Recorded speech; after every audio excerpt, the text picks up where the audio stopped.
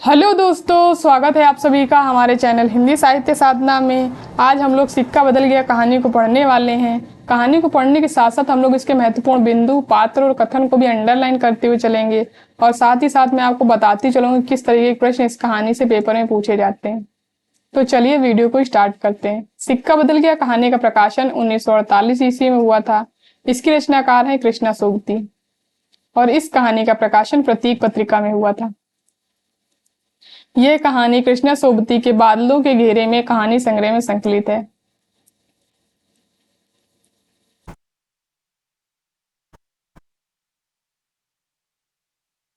इस कहानी में भारत पाक विभाजन के कारण होने वाले विस्थापन के दर्द का चित्रण किया गया है और विभाजन से आए मानसिक बदलावों का चित्रण भी इस कहानी में किया गया है। तो चलिए अब हम लोग कहानी को पढ़ना स्टार्ट करते हैं। खद्दर की चादर ओढ़े, हाथ में माला लिए शाहनी जब दरिया के किनारे पहुंची तो पांव फट रही थी। दूर दूर आसमान के पर्दे पर लालिमा फैलती जा रही थी। शाहनी ने कपड़े उतार कर एक ओर रखे और श्री राम करती पानी में हो ली। अंजलि भरकर सूर्य देवता को नमस्कार किया, अपनी उनींदी आंखों पर छींटे दी और पानी से लिपट गई।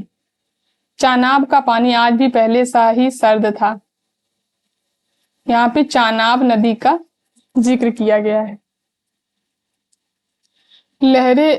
लहरों को चूम रही थी। वह दूर सामने कश्मीर की पहाड़ियों से बर्फ पिघल रही थी। उछल उछल आते पानी के भंवरों से टकरा कर कगारे गिर रहे थे, लेकिन दूर दूर तक बिछी रेत आज ना जाने क्यों खामोश लगती थी। ये इंपॉर्टेंट कथन है। शाहनी ने कपड़े पहने इधर उधर देखा, कहीं किसी की परछाई तक ना थी, पर नीचे रेत में अगणित पांवों के निशान थे। वह कुछ सहम सी उठी। आज इस प्रभात की मीठी नीरवता में ना जाने क्यों कुछ भयावना सा लग रहा है। वह पिछले 50 वर्षों से यहाँ नहाती आ रही है। तो कितने वर्षों से शाहनी नहाती आ रही चानाब नदी में? 50 वर्षों से। कितना लंबा अरसा है, शाहनी सोचती है। एक दिन इसी दुनिया के किनारे वह दुल्हन बनकर उतरी थी और आज शाहजी नहीं, उसका पढ़ा लिखा लड़का नहीं, आज वह अकेली है। शाहजी की लंबी चौड़ी हवेली में अकेली है। पर नहीं, यह क्या सोच रही है वह सवेरे सवेरे? अभी भी दुनियादारी से मन नहीं फिरा उसका। शाहनी ने लंबी सांस ली और श्री राम करती बाजरे के खेतों से होती घर की ओर राह ली। कहीं कहीं लिपे पुते आंगनों पर से धुआं उठ रहा था। टन टन बैलों की घंटियां बज उठती हैं। फिर भी कुछ बंधा बंधा सा लग रहा है। जम्मी वाला कुआं आज नहीं चल रहा। ये शाहजी की ही आसामियां हैं। शाहनी ने नजर उठाई। यह मीलों फैले खेत अपने ही हैं। भरी भराई नई फसल को देखकर शाहनी किसी अपनत्व के मुंह में भीग गई। यह सब शाहजी की बरकतें हैं। दूर दूर गांवों तक फैली हुई जमीनों में कुएं, सब अपने हैं। साल में 3 फसल, जमीन तो सोना उगलती है।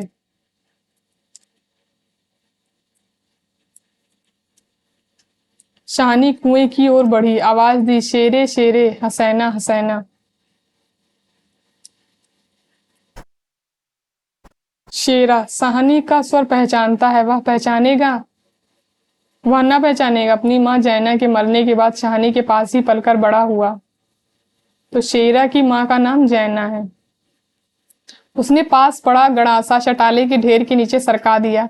हाथ में हुक्का पकड़कर बोला, ए हसैना सैना। शाहनी की आवाज उसे कैसे हिला गई।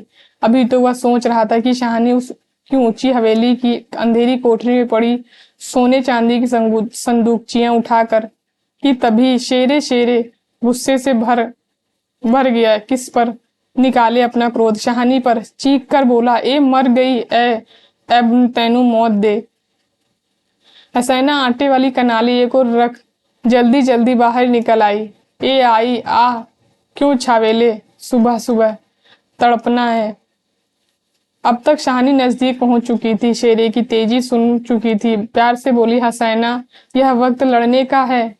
वह पागल है तो तू ही जिगरा कर लिया कर। ये कथन शाहनी का है। जिगरा, हसैना ने मान भरे स्वर में कहा। शाहनी, लड़का आखिर लड़का ही है। कभी शेरे से भी पूछा है कि मुंह अंधेरे ही क्यों गालियां बरसाई हैं इसने?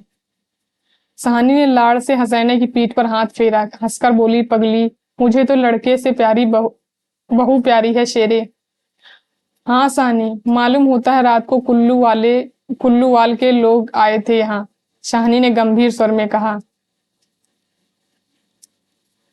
शेरे ने जरा रुककर घबराकर कहा, नहीं शाहनी। शेरे के उत्तर की अनसुनी कर शाहनी जरा चिंतित स्वर से बोली, जो कुछ भी हो रहा है अच्छा नहीं है शेरे। आज शाहनी साहजी होते तो शायद कुछ भी बीच बचाव करते। पर शाहनी कहते कहते रुक गई।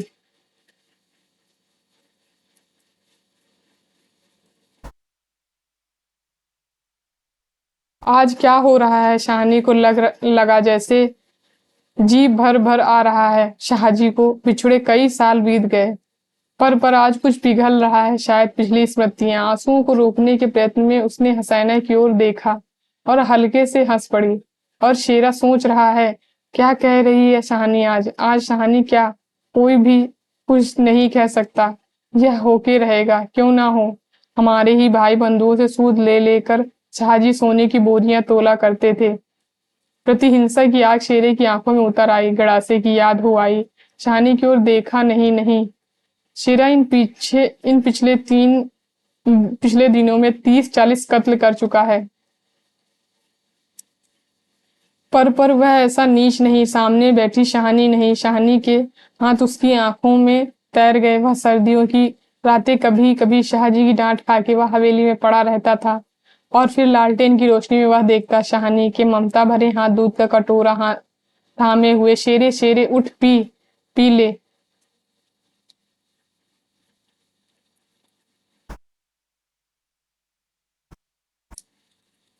शेरे ने शाहनी की झुर्री पड़े मुंह की ओर देखा तो शाहनी धीरे से मुस्कुरा रही थी।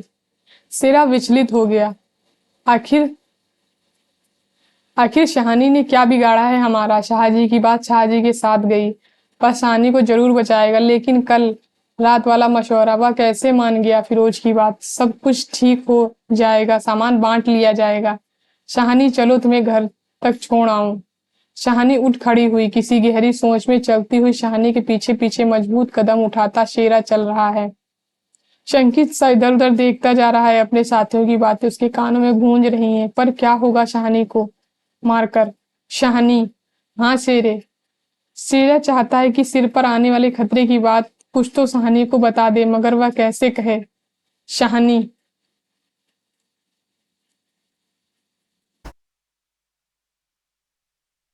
शाहनी ने सिर ऊंचा किया। आसमान धुएं से भर गया था। शेरे शेरा जानता है यह आग है। जबलपुर में आज आग लगनी थी, लग गई। शाहनी कुछ ना कह सकी। उसके नाते रिश्ते सब वही हैं। तो शाहनी के नाते रिश्ते वाले जो है वो जबलपुर में है। हवेली आ गई। शाहनी ने शून्य मन से ड्योढ़ी में कदम रखा। शेरा कब लौट गया उसे कुछ पता नहीं। दुर्बल सी देह और अकेली, बिना किसी सहारे के, ना जाने कब तक वहीं पड़ी रही। शाहनी। दोपहर आई और चली गई। हवेली खुली पड़ी है। आज शाहनी नहीं उठ पा रही, जैसे उसका अधिकार आज स्वयं ही उससे छूट रहा है। शाहजी के घर की मालकिन, लेकिन आज आज मुंह नहीं हट रहा। मानो पत्थर हो गई है।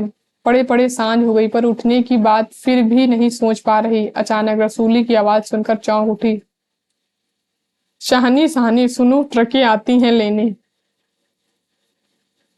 ट्रकें? शाहनी इसके सिवाय और कुछ न कह सकी। हाथों ने एक दूसरे को थाम लिया। बात की बात में खबर गांव में भर में फैल गई। बीबी ने अपने विकृत विकृत कंठ से कहा, शाहनी, आज तक कभी ऐसा ना हुआ, ना कभी सुना। गजब हो गया, अंधेर पड़ गया। ये कथन पेपर में आ चुका है। शाहनी मूर्तिवत वहीं खड़ी रही। नवाब बीबी ने स्नेह सनी उदासी से कहा, शाहनी, हमने तो कभी सोचा न था। शाहनी क्या कहे कि उसी ने ऐसा सोचा था। नीचे से पटवारी बेगू, ये बहुत इंपॉर्टेंट पात्र है और पेपर में कई बार पूछा गया है।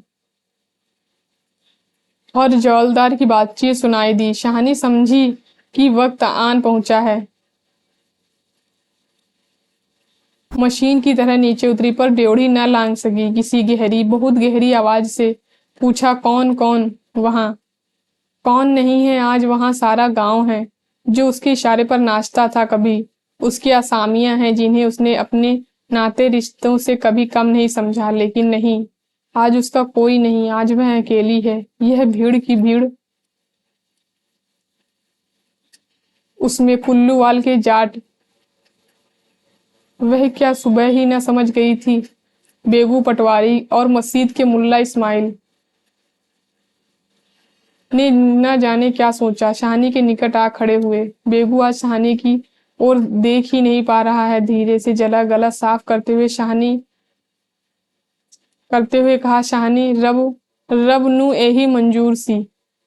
शहानी के कदम डोल गए, चक्कर आ गया और दीवार के साथ लग गई। इसी दिन के लिए छोड़ गए थे शाहजी उसे। बेजान सी शहानी की ओर देखकर बेगू सोच रहा है, क्या गुजर रही है शहानी पर, मगर क्या हो सकता है, सिक्का बदल गया।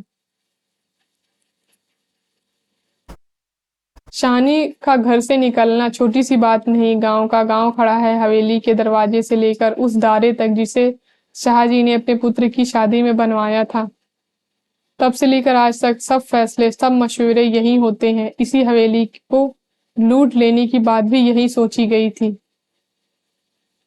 यह नहीं, शहानी कुछ नहीं जानती। वह जानकर भी अनजान बनी रही। उसने कभी बैर नहीं जाना, किसी का बुरा नहीं किया। लेकिन बूढ़ी शहानी यह नहीं जानती कि सिक्का बदल गया। आप लोग इस कहानी को मेरे टेलीग्राम चैनल हिंदी साहित्य साधना पर भी जाके पढ़ सकते हैं। देर हो रही है। थानेदार दाऊद खां जरा अकड़कर आगे आया। दाऊद खां और ड्योढ़ी पर खड़ी वह निर्जीव छाया को देखकर ठिठक गया। वही शहानी जिसके शाहजी उसके लिए दरिया के किनारे खेमे लगवा दिया करते थे। यह तो वही शहानी है जिसने उसके मंगेतर को सोने के कर्णफूल दिए थे मुंह दिखाई में। तो दाऊद खां की पत्नी को शहानी ने सोने के कर्णफूल दिए थे मुंह दिखाई में। अभी उसी दिन वह लीक के सिलसिले में आया था। उसने उदंडता से कहा था, शहानी, भागो वाली मस्जिद बनेगी, 300 रुपया देना पड़ेगा। शहानी ने अपने उसी सरल स्वभाव से 300 रुपए दिए। और आज शहानी ड्योढ़ी के निकट जाकर बोला, देर हो रही है शहानी, धीरे से। कुछ साथ रखना हो तो रख लो, कुछ साथ बांध लिया है ना सोना चांदी। शहानी अस्फुट स्वर से बोली, सोना चांदी? जरा ठहर कर सादगी से कहा, सोना चांदी? बच्चा, वह सब तुम लोगों के लिए है। मेरा सोना तो एक एक जमीन में बिछा है।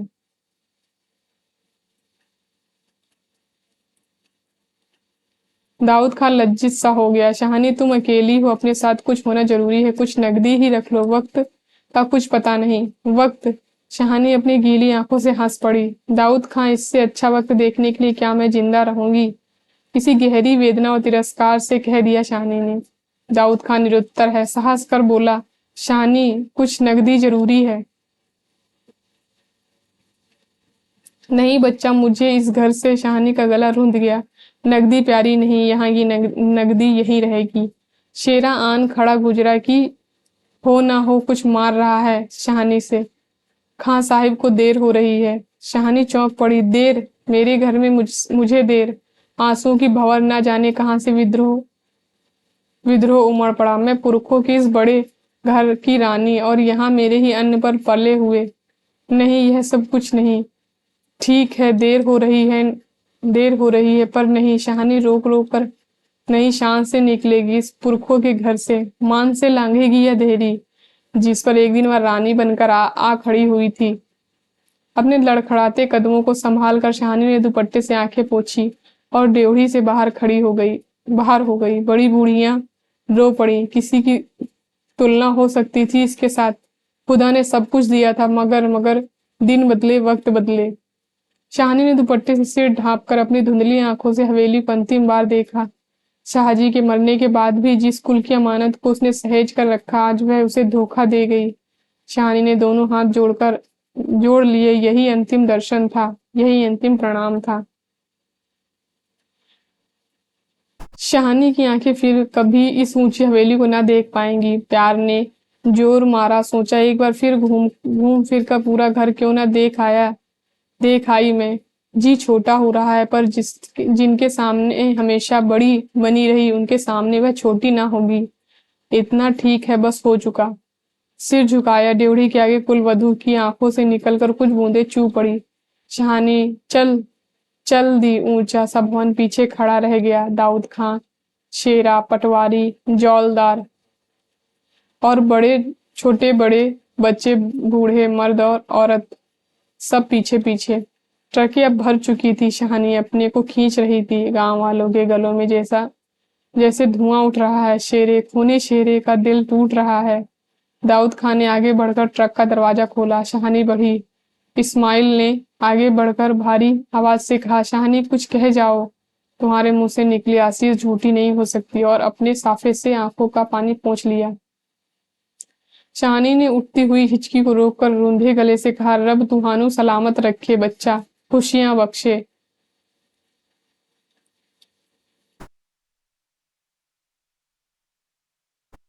वह छोटा सा जन समूह रो दिया। जरा भी दिल में मैल नहीं शहानी के, और हम शहानी को नहीं रख सके। शेरे ने बढ़कर शहानी के पांव छुए।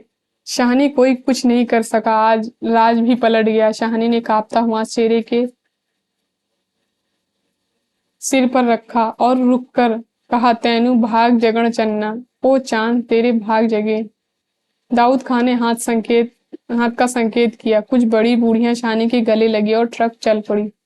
अन्य जल उठ गया। वह हवेली, नई बैठक, ऊंचा चौबारा, बड़ा पासार एक एक करके घूम रहे हैं शहानी की आंखों में। कुछ पता नहीं ट्रक चल दिया या वह स्वयं चल रही है। आंखें बरस रही हैं। दाऊद खान विचलित होकर देख रहा है। इस बूढ़ी शहानी को कहाँ जाएगी अब वह। शहानी, मल में मैल न लाना। कुछ कर सकते तो उठा ना रखते। वक्त ही ऐसा है। राज पलट गया। सिक्का बदल गया। रात को शहानी जब कैंप में पहुंचकर जमीन पर पड़ी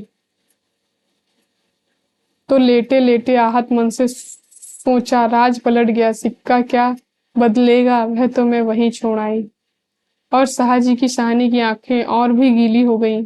आसपास के हरे हरे खेतों से घिरे गांवों में रात खून बरसा रही थी। शायद राज भी पलटा भी खा रहा है और सिक्का बदल रहा था। शायद राज पलटा भी खा रहा था और सिक्का बदल रहा था। तो यहाँ से हम लोगों की सिक्का बदल गया कहानी खत्म होती है। कल हम लोग इस कहानी के PYQs और MCQs को सॉल्व करेंगे। तो धन्यवाद दोस्तों मेरे वीडियो को लास्ट तक देखने के लिए। अगर वीडियो पसंद आए तो लाइक करिए, शेयर करिए एंड हमारे चैनल को सब्सक्राइब करिए।